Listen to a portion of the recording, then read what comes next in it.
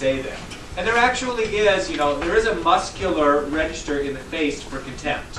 And generally it's associated with like smelling like putrid food.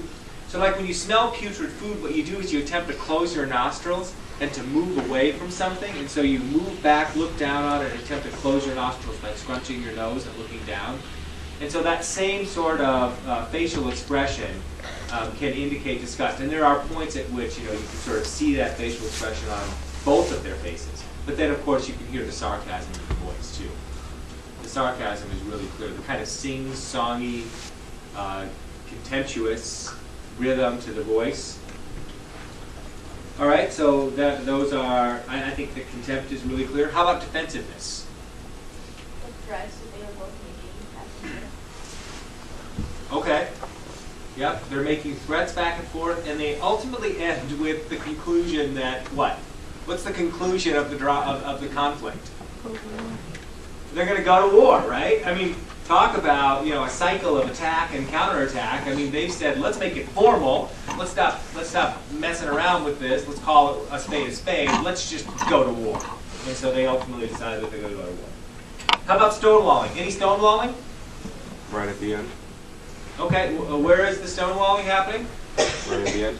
At the end where she takes off? Yep. Okay, that's clean. Anywhere else? He talks about it. No. He says, there's times where Yep. I just stop listening. But he Mm-hmm. doesn't. Not in the scene, right? But he does talk about when he stonewalls. And Gottman says that stonewalling most often happens with men.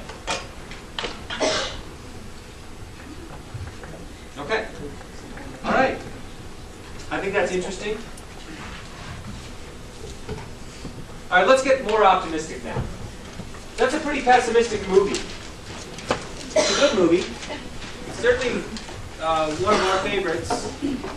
I think one of the reasons why it's so interesting is that it's very postmodern in that you come in the middle of the story and you leave in the middle of the story.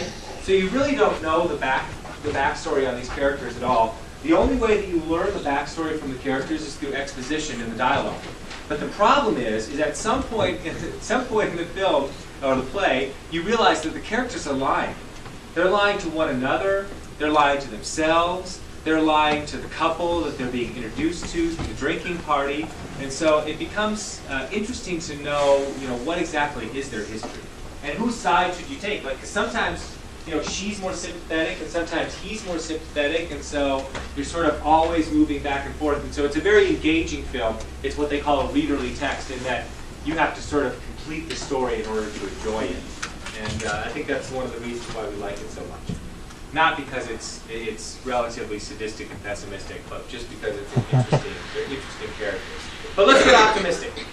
Now, Gottman, of course, the purpose of his book is not to explain just how divorces happen or how marriages or long-term relationships break down. The purpose of the book is to convey some basic principles for how it is to build marriage up. And these principles are aligned with essentially the same principles that build up any friendship.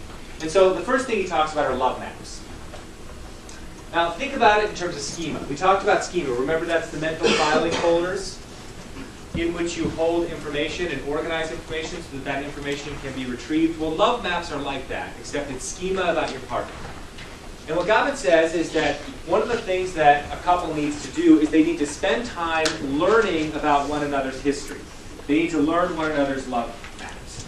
And love maps consist of things like major events in the partner's life, what their likes and dislikes are, what their dreams and aspirations are, what their assumptions are, how they respond to various, cultural events or cultural artifacts, or whatever the case is. Love maps are really, it's just knowledge about your partner. It can be totally mundane knowledge about your partner. Like why it is that they do dishes, the way that they do dishes, or why they choose to sweep the floor before they mop it, or whatever the case is. And so what Gottman says is that it's really important to constantly update these love maps. Now, it's natural that when you first initiate a relationship, you learn about your partner. But what Gottman says, when he says that couples need to continue to court each other through their marriages, they need to continue to develop these love maps.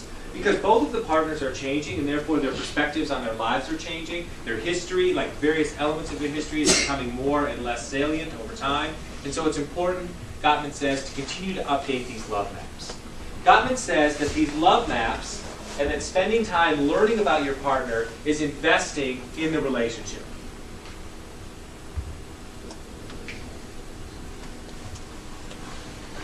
And he says ultimately that what love maps do is love maps provide an inoculative function against conflicts and contempt.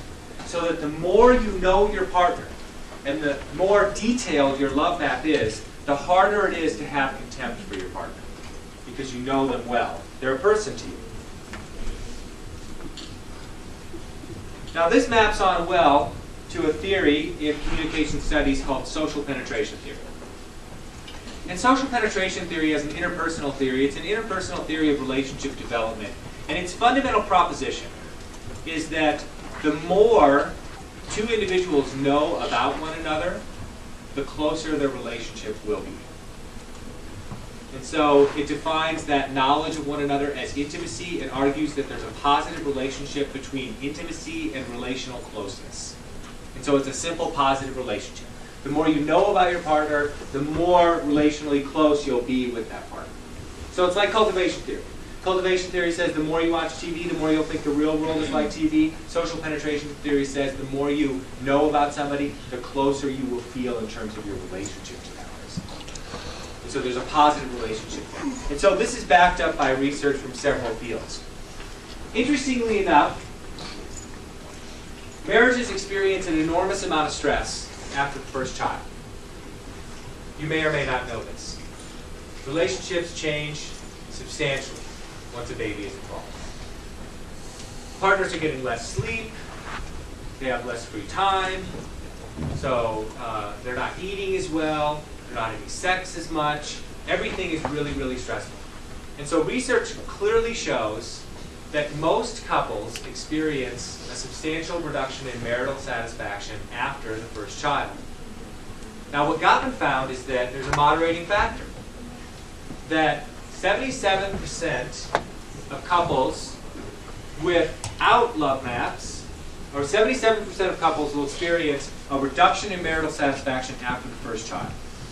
33% of couples will either maintain marital satisfaction or they'll increase in marital satisfaction after the first child. And what Gottman's research has found is that the reason why, he studied that 33% to find out what it is about those couples that allows them to continue to be happy after the first child. And what Gottman has found is that those couples have elaborate love maps for one another. And so the more elaborate your love map is, that is, the better you know your partner, the better you are able to withstand major life events that can reduce marital satisfaction. Of course, this is on average, right? But this is what the research shows. This is what people like Gottman are doing as they study human communicative behaviors. All right, second principle.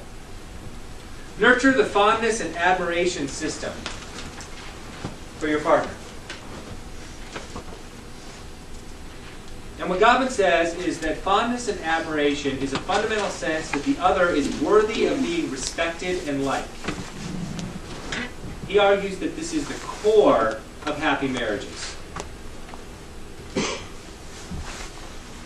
And he gives a specific technique for being able to accomplish it. And the specific technique is by contemplating your partner's good qualities. And what Gottman says is that what partners should do in order to nurture the fondness and admiration system is when they're away from their partners and contemplating their partners, they should think